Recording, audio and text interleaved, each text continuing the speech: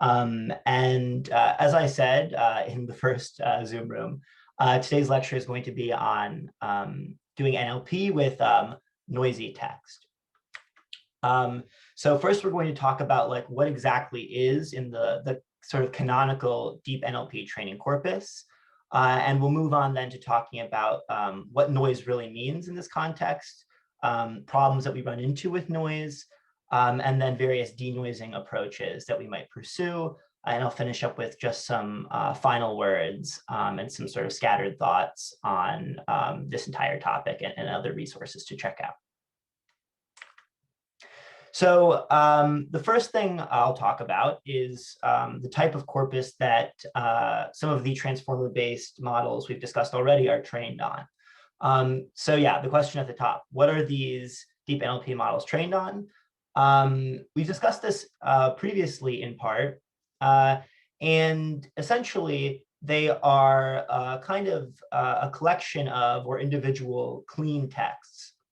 In particular, for BERT, we know that it was trained, pre-trained, I should say, on something called the book corpus, which was 11,000 books from the web, and also English Wikipedia, which I think probably all of us are familiar with.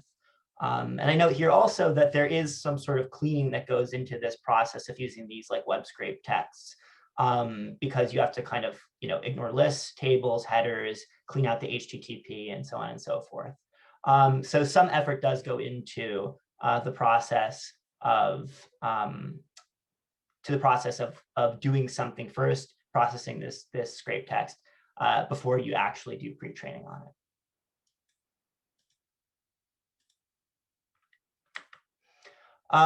And we've also discussed models like Roberta in lecture 16 in particular, which has 144 gigabytes of additional data which it trains on. And these come from sources like the Common Crawl News dataset, and also the Open Web Text Corpus and the Stories sub-data set from Common Crawl. So I'm going through these data sets just to kind of give you kind of a further intuition for an indication of what this pre-training is based on. Common Crawl News is based on news articles published online and identified by Google News sitemaps. So these are going to be, as you might imagine, kind of like, CNN articles on various other news outlets. These are going to be, manicured in some way. Some editor will probably have seen these before they're published, and will be written in standard English with standard English grammar. Open Web Text is also based on explicitly texts on the web with high document quality, essentially. And they do this actually by curating and filtering the web pages that they scrape by, they say humans here, but it's actually based on Reddit links, I think, in practice, which is kind of funny. And then there's also like the stories subset of the Common Crawl that Roberta is trained on. And they say explicitly here also the constituent documents take the form of a story with a long chain of coherent events. So in some way, these have all kind of been processed and proofread, in some sort of a distantly supervised capacity, probably. But there's been some sort of common sense sort of like cleaning and filtering that's gone on.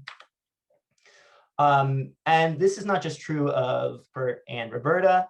It's also the case that GPT-2 is trained on a web text corpus, which essentially Open Web Text is just an open source recreation of that corpus. So all the same sort of notes about this corpus apply for GPT-2. Albert and Distilbert both use the same pre-training corpuses as BERT. And T5, which we talked about, is also explicitly clean. It's called the Colossal Clean Crawled Corpus. And they say explicitly again, this is reasonably clean and natural English text, which they put some effort into, again, cleaning. So the takeaway from all of this is pretty clear. Almost all state-of-the-art deep NLP models are trained on some individual or set of cleaned high-quality text corpuses. So these are going to be, in practice, texts that have full sentences with few misspellings, although not zero misspellings, and are going to have standard English grammar. In the social sciences, however, we might not always be working with texts that are this clean. We might be working with noisy texts, which will require some extra care and attention when we build our data curation pipeline. So we've been talking a lot about noise so far, but we haven't really defined it yet. So what is a noisy text exactly? It has been defined previously by Knobloch et al. In 2007 as a part of like a special issue for a special conference on document intelligence as any kind of difference between the surface form of a coded representation of the text and the intended, correct, or original text. Bring this a bit down to earth, this basically just means things like typos generated by user input. This could also mean something like shorthand or slang used in social media, or even filler words and phrases that are transcribed from audio data. So these examples of noise are not necessarily the noise that we'll care most about when we're doing the analyses of the sort that we've basically discussed and have been leading up to throughout this course. When it comes to the data sources we tend to analyze in the social sciences, like historical documents, there are really two forms of noise that we encounter the most. The first is OCR noise, which, as it sounds, is noise that originates from OCR errors in translating image data to text data. And this basically will cause all sorts of downstream spelling and punctuation error, or at least it can. Layout noise is another sort of idiosyncratic type of noise that we deal with, which basically just results from, as it sounds, improper layout analysis. This is to say, like, maybe the bounding boxes from our layout model are too narrow, so large swaths of characters are cut off, ignored, or mistranslated by the OCR on the margins of the layout object. Or maybe there's some sort of misclassification that goes on that results in maybe like a complex table being OCR'd as single column text, which our OCR engine might not be well equipped to handle. And even with the state of the art in OCR and layout analysis that we've been discussing in this course, I can assure you that these types of noise are still very much a problem. They might not make your text totally garbage when you're doing something with OCR and layout analysis. In many cases, they won't, far from it, but it's still something to pay attention to, and it's not something that's entirely alleviated by modeling methods, at least modeling methods that might be taken off the shelf or not fine-tuned specifically and very carefully to your context. Before I get into the problems with noise, does anyone have any question about anything we've discussed so far?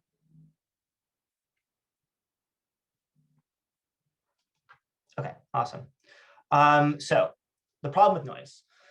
So from the perspective of a downstream NLP analysis, as opposed to the perspective of just thinking about like maybe some sort of alteration of some ground truth representation of a text, we can think of noise and text noise in particular as a problem for the same reason that any sort of noise is a problem for a quantitative analysis. If you think of like, any of these NLP models essentially taking some input and creating some output, noisy inputs lead to unexplained variability in a model's output. And for deep learning tasks where the goal is like usually prediction, this means that predictions may be either deterministically or stochastically different from the ground truth. So understanding how and why noisy text inputs generate noisy outputs in these deep NLP models will ultimately help us design strategies to mitigate the downstream effects of this text noise. And because they now form the bedrock of modern NLP, we're going to specifically be dissecting how and why text noise is a problem for neural language models based on transformer architectures. And that will be the subject of this lecture, by and large.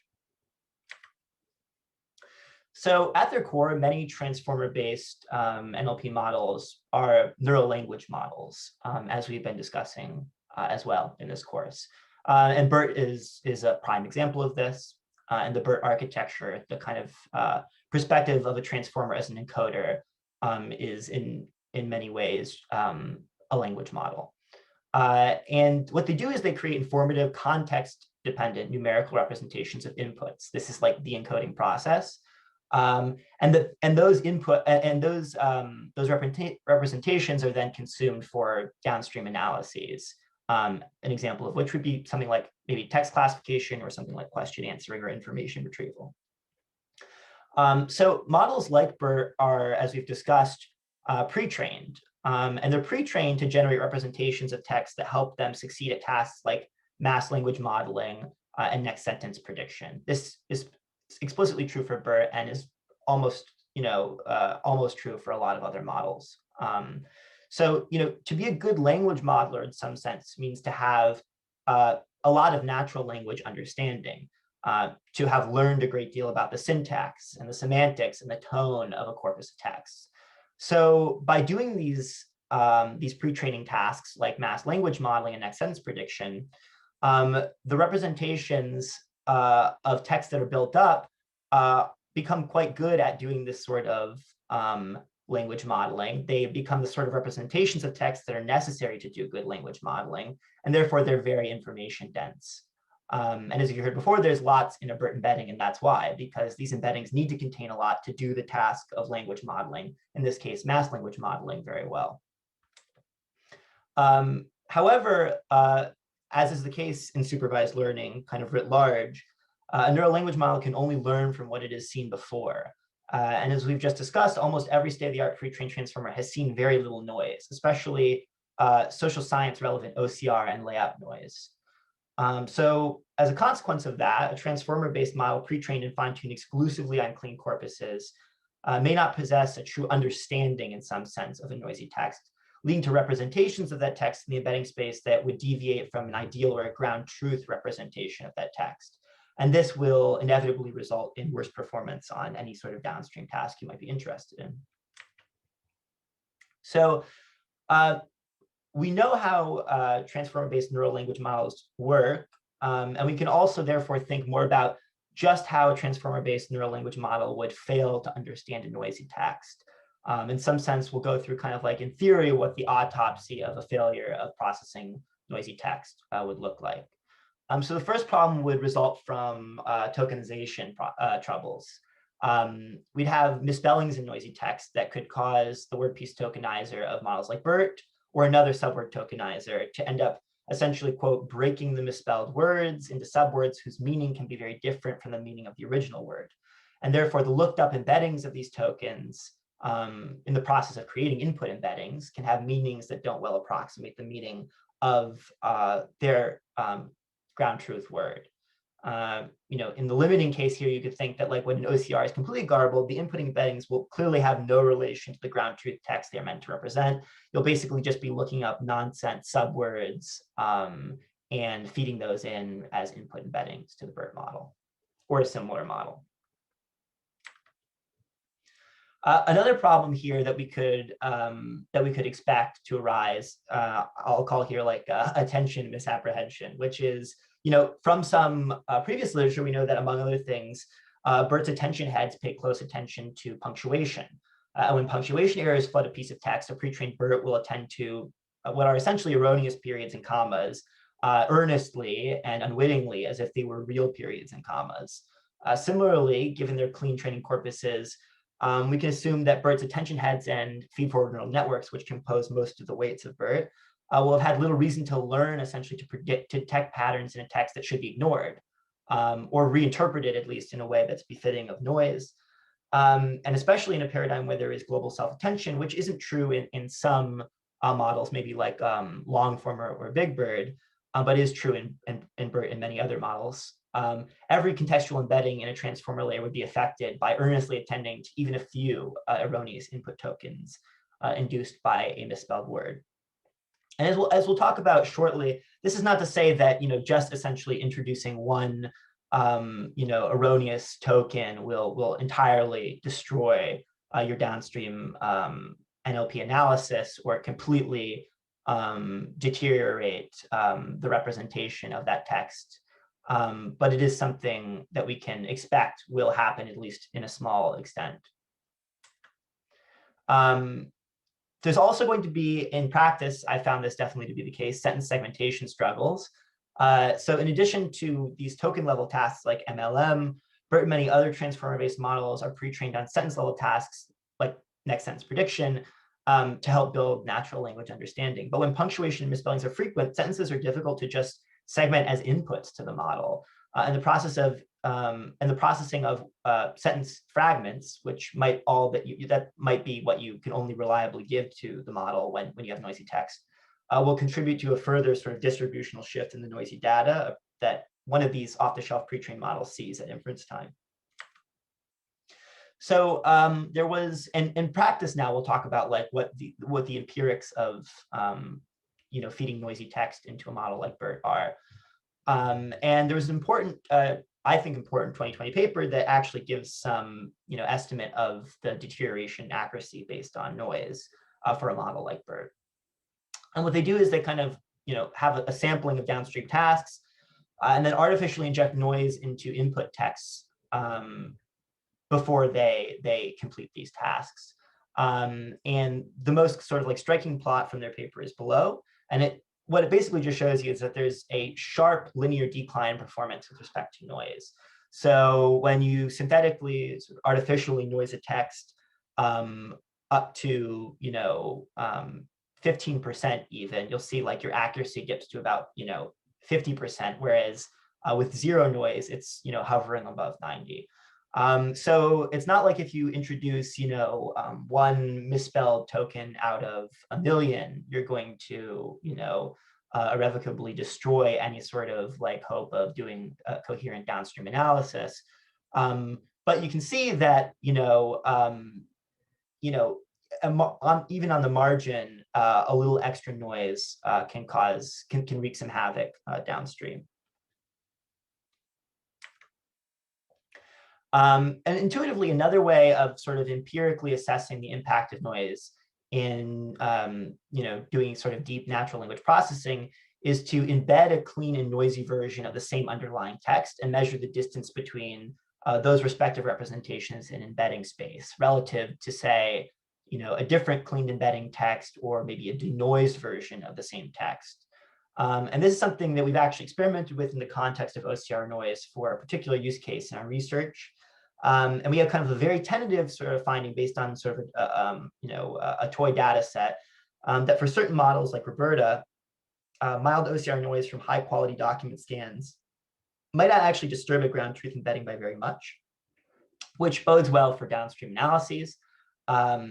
Especially those where you have some sort of prediction ahead that's fine-tuned on noisy data, which should be able to handle these embeddings very well. And to even just give kind of like a visual sense of this finding, below is a UMAP dimensionality reduced plot of embeddings for just a handful of clean, noisy, and denoised newspaper article OCR texts, which is a use case we work a lot with. Where the same color in varying shades corresponds to the same underlying article. So you can see that like there are various shades of blue, various shades of red, various shades of green, yellow, and purple. And each of these different shades basically corresponds to either a clean, noisy, or denoised text of the same underlying article. And as you can see, in this two-dimensional sort of space, when you project these high-dimensional embeddings down into this two-dimensional space, it's not necessarily clear always that denoising, and we'll talk a little bit more about denoising in a moment, brings the embedding much closer to the ground truth embedding. But it's also quite clear, at least in this toy example, that a small amount of noise doesn't like drastically alter where the embedding falls in embedding space. So this is a promising finding, essentially, like, again, echoing the results of Kumar et al. 2020, which is that a little noise is not good and a little extra noise is even worse, but there's no cliff that you essentially approach when you have some noise introduced into your text, at least as far as these applications and use cases are concerned. So as I've been alluding to, there is such a thing as denoising. And now that we've talked a little bit more about, how in practice and in theory, noise hurts deep NLP, we can now start to discuss what strategies might be available for actually denoising these texts, assuming we don't necessarily have access to clean text ex ante. So like these previous experiments, were more or less predicated on me or another research assistant going in and manually cleaning the text based on some ground truth image to get some sort of get some sort of a real indication of how far the embedding points drift away from each other in embedding space. But this is not something you could do at scale, of course. If you had clean text to begin with, you wouldn't be worrying about this. So denoising is going to be kind of the piece of this lecture that will be most important for your projects. Yeah, and as I've said, the word denoise has come up a few times now, and we want to now probably investigate, using our knowledge of why noise might be a problem, how we can mitigate it. And for the remainder of this lecture, we'll be talking about exactly that. And we'll cover 3 plausible ways of going about denoising, which I kind of loosely group into the categories of preclusion, post-processing, and pre-training. So in the context of working with documents and document scans, you might imagine that one obvious way to reduce noise in your NLP pipeline is to simply cut it off at the source. By paying careful attention to either the configuration of your OCR engine, if you're using something off the shelf like Tesseract, or by fine-tuning or designing your own use case specific OCR engine, you might actually be able to preclude OCR noise from entering your downstream NLP analyses. And Professor Dell has mentioned in the past how you might go about doing any of these various things in especially lectures 9, 10, and 11, if this seems to be a fruitful strategy for your use case. And similarly, layout noise can be reduced by carefully designing what I would consider maybe like a data-rich active learning training regime for object detection recognition, using a model perhaps like a fast RCNN or a mask RCNN. And in general, I think it's been our experience that with enough data, you can get, essentially arbitrarily good layout models, and layout noise can become less and less of a concern. Now, depending on the heterogeneity of your data set, this may not necessarily be true, and an arbitrary amount of training could be more training than you'd ever want to do or would ever, reasonably consider. But for us, I think mostly the bottleneck has been OCR noise, and that's been at least more of a problem in practice than layout noise. But this will all depend on how complex your layouts are and how clean your text is, and some of the correlates of high quality OCR, like high resolution image scans. Post-processing is kind of the other sort of obvious way of kind of combating noise. And, in a nutshell, they attempt to clean up your text inputs before you pass them to a deep NLP model. So when especially noise manifests as punctuation errors, you might want to use an off-the-shelf or use case tailored punctuator, is what they're kind of called. And there are a few listed here. There are a few linked here below, a few different GitHub repositories that have implemented these punctuators. I think all of these are essentially based off of some deep learning method themselves. And in that sense, they might not be extremely computationally light to run on data at scale, but depending on your use case, these might prove fruitful.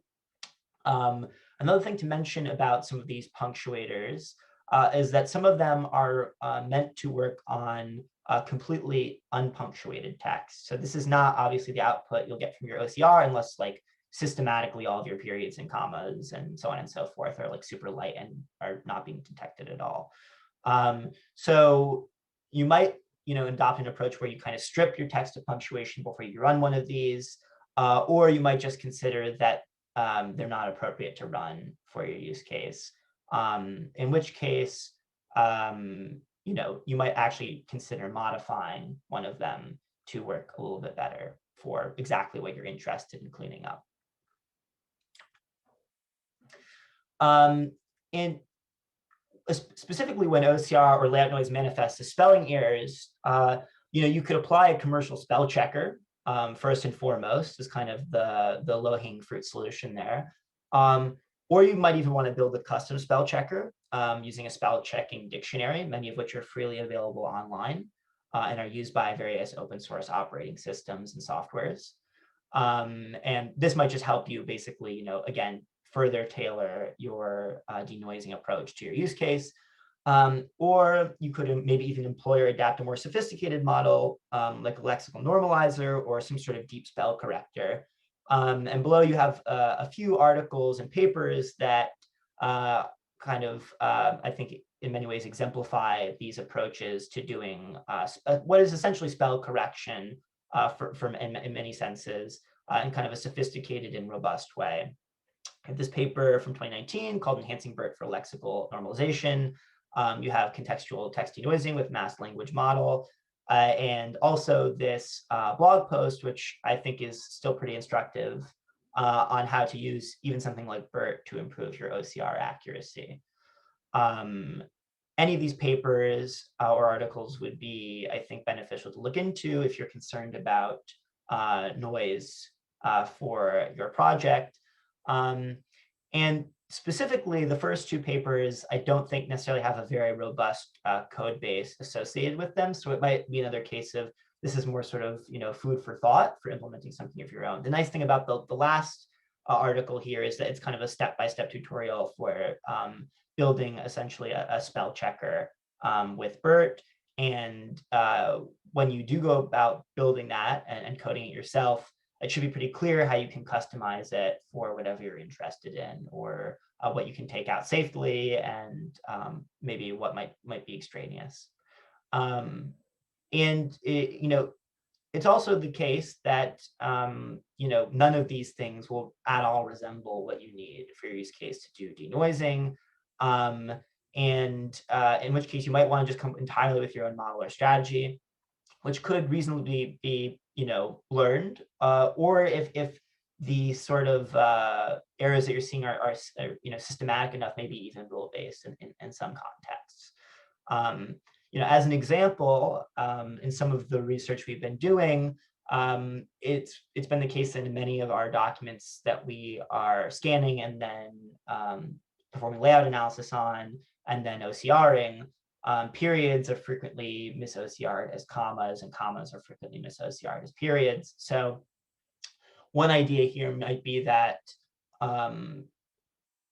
you don't really care about kind of whole cloth predicting where punctuation should be in your text, but you essentially trust that the OCR has found punctuation when it says it has. You just might not trust that it is the right type of punctuation. So one approach that we've implemented was building, essentially what was like a very small multi-layered perceptron that took as an input essentially a small window of text around some piece of punctuation identified by OCR.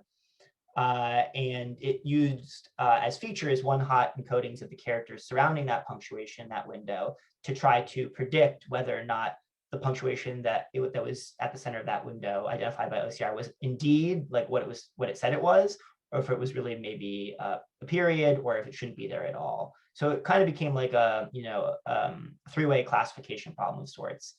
For any piece of punctuation that has been picked up by OCR, is this actually a period, actually a comma, or actually nothing at all? So this is just kind of a vignette for what a strategy for doing denoising might look like, depending on what your use case looks like. And of course, for some use cases, we've also experimented with doing something that kind of ties a little bit more directly to what we know about how these deep NLP methods work, and toyed around with even replacing misspelled words with mask tokens at inference time. Now, of course, mask tokens appear in models like BERT and Roberta at training time, and specifically during pre-training, and specifically language modeling pre-training. But in theory, models like BERT, because of this training, should be able to easily impute the embeddings of these tokens, these mask tokens, I should say, based on context alone. So as a part of the training objective for these models, mask tokens are inserted into the training corpus. And what BERT does to learn about a language, to develop some natural language understanding, is to come up with sensible embeddings for these mask tokens. So you might imagine, well, if you have maybe just a handful of misspelled words in some text, you could just at inference time, at test time, replace those misspellings with mask tokens and let BERT just kind of impute in feature space what it thinks that token should be. And in practice, I think we've also seen that obviously this will lead to a decrease in performance relative to an ideal completely clean text, but might be kind of a computationally light way of getting around just a kind of a handful of misspelling errors, and is something that I think we're further exploring as maybe kind of a computationally lightweight way of doing some of this spell correcting at scale. Again, these are very tentative findings, but insofar as like this is kind of like, I think, a very understudied field, and especially very understudied in kind of the use cases we're interested in. I'm hoping just to kind of give you a sense of some of the ideas and flavors of strategies that might work. So I think probably the natural question also is at this point, well, if deep NLP models can learn to understand clean text from a clean corpus, why couldn't they just learn to understand noisy text from a noisy corpus? And this is, I think, a super interesting question. And there are actually precedents for doing exactly this. So relative to Wikipedia, tweets are considered noisy texts. And just by actually pre-training on a corpus of, in this case, 80 gigabytes of tweets, a recently developed model called BERT-tweet was able to surpass vanilla BERT's performance on a variety of downstream NLP tasks that involve Twitter data. So for anybody interested in kind of working with social media data in particular, that they think might significantly depart from these corpuses that some of these models were pre-trained on, this sort of pre-training approach has kind of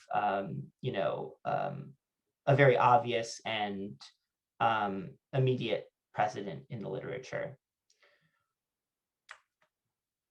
And in 2020, there was another paper that was written by Allen AI called "Don't Stop Pre-Training: Adapt Language Models to Domains and Tasks." And this kind of just further echoed the importance of pre-training on text domains as close as possible to your downstream corpus of interest. And in some sense, you really could consider an OCR noise corpus or any sort of idiosyncratically noised corpus as just another domain of text, like the domain of newspaper text, or maybe the domain of text from a specific region from a specific period of time. And this, again, kind of just echoes and appeals to the intuition that these are ultimately supervised models, and we're well in the domain of, even if it's self-supervised, still thinking about supervised learning of some form or another. And therefore, the model only knows what it has seen to some extent. And this is why, like, as we've seen, like GPT-2 and GPT-3 and other models have been getting bigger and bigger because it's seen more. And this kind of gives you the impression of maybe like an artificial general intelligence, or it gives you the impression of few shot or zero shot learning. But in reality, it had to have seen something somewhere, just like us as humans, had to have seen something somewhere pretty much to know anything about it at some point in time.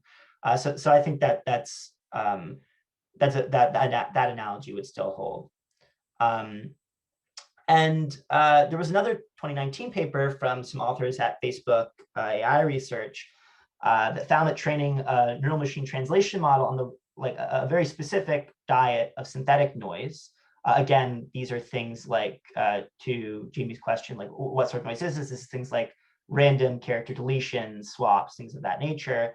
Actually increase the model's robustness and specifically, vis-a-vis downstream performance on these neural machine translation tasks, but not just in the presence of synthetic noise, but also the presence of naturally noised texts. I think in this case, they were using some method to identify spelling errors in Wikipedia, essentially, that were made by humans.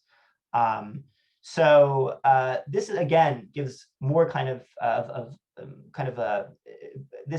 all of this sort of empirical work gives us even more of a prior that doing some sort of pre-training on noisy texts might help us perform downstream analyses when we have noisy texts.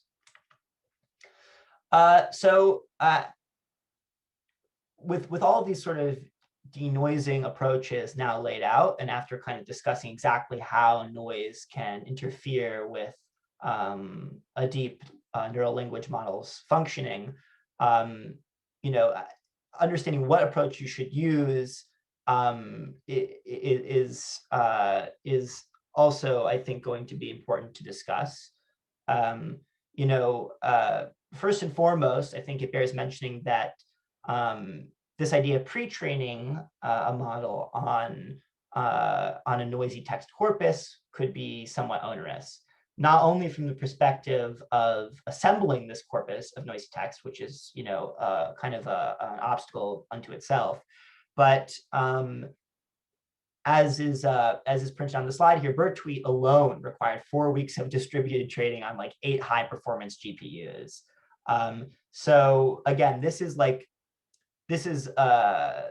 process of pre-training. This is the process of generating natural language understanding. This is the process of building these general purpose representations from a language model to do other downstream things with. So this requires these models to see just a ton of text. You know, 80 gigabytes for BERT is a ton of text. And therefore, the computational requirement can be pretty high. So this is not necessarily something like that you would do overnight on your MacBook. And this, I think, for the time being, might, you know, this could be kind of a worthwhile project and endeavor, you know, of its own, just thinking about how you would do this. And it's something that we're definitely interested in continuing to work on in our research group, but might not be like the most practical thing to do for your own project for this class. But I think is also super important to discuss insofar as this topic is considered just kind of holistically. So practically, you know, I think denoising approaches designed around punctuators and spell checkers will probably prove to be the most feasible to work into your pipeline, as you might have guessed. And as we've seen that, you know, it's not like it's almost the deterioration in downstream performance with some of these deep NLP models is almost linear. So you do actually get good returns to even reducing the amount of noise in your text by a little bit. And as we've also seen, a little bit of noise does not necessarily entirely ruin your entire pipeline. In general, which I've been emphasizing, I think, throughout this section, thinking carefully about the patterns of noise in your use case and implementing post-processing strategies to counter them will often just be way more fruitful than casually applying a one-size-fits-all model or method. I don't think like the BERT enhanced for lexical normalization is going to solve everyone's problem. I don't even actually know if it has an up-to-date code base right now. So this is, again, kind of more of food for thought sort of a thing. And in general, I think it speaks to the fact that this is like a very understudied topic and one that deserves a lot more attention than it's been getting. And in the final word section, we'll talk a little bit actually about a place where you can kind of check out recent developments in this field and perhaps even get sort of more inspiration for doing some of this custom denoising. Any questions on what I've said so far? Cool. Okay. So I'll just say a few final things. These didn't really fit in any of the previous topics, but I think still warrant mentioning. So the first is a paper that came out in 2020 that introduced a model called stacked dBERT. And stacked dBERT was essentially a fully architectural approach to doing denoising. What it did was it stacked a set of denoising transformers, at least that's what they called them in the paper. In reality, they're kind of like an hourglass shaped stack of multi-layer perceptrons. But essentially, they put this sort of set of denoising transformers on top of a set of vanilla BERT encoders. And they they train these denoising transformers to essentially reconstruct the ground truth embeddings of noisy texts. So in the training phase of stacked dBERT, they're essentially feeding noisy and clean versions of the same text in at once. They're embedding them, and there's some loss that is comparing the embeddings of the noisy version of the text and the clean version of the text. And the weights of this denoising transformer portion of the model are essentially learning to focus on relevant parts of noisy text so that they are as close as possible to the clean embeddings of noisy text, or of the underlying text, I should say. And off-the-shelf StackDebert, they do have a code base for StackDebert. It may yield positive results, but I would only say I would expect that in use cases that are very similar to the model's training corpus and evaluation tasks, which unfortunately is usually the case with these models that don't have like the backing of all of Google or all of Facebook AI research, such that there's like tons of support and development for them in a really like well-supported repository. But otherwise, again, StackDebert might provide inspiration for doing your own architectural denoising if you find something like that. Useful.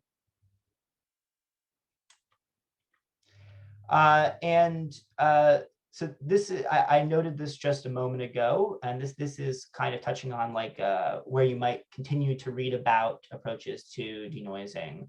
So in the context of deep NLP, there is this kind of, I think this field of talking about denoising in deep NLP is nascent, but it's growing quickly. And specifically, most of the growth is kind of in the domain of noisy user-generated text.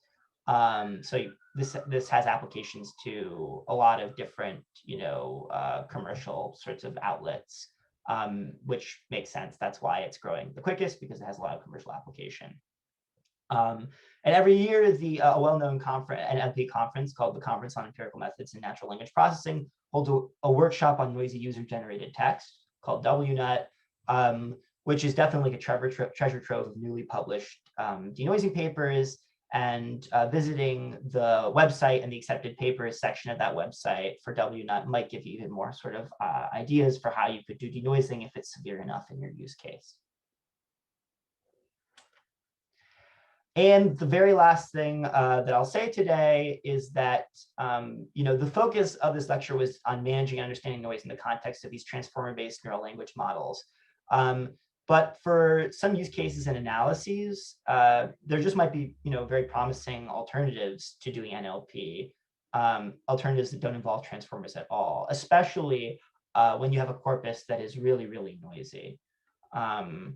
And in particular, there is a project out of Northeastern University called the Viral Text Project that has published some great softwares and papers on both computationally feasibly and accurately detecting, tracking, and clustering on passage similarity between noisy passages in a large corpus of OCR texts.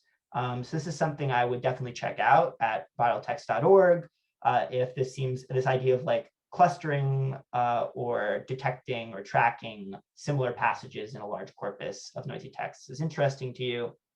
And they also have kind of a difficult to find, but nonetheless existent repository for doing this sort of passage similarity stuff with this repository called PassSim. And I think that is it for this lecture. Does anybody have any sort of questions about anything I've said, either about this or anything else?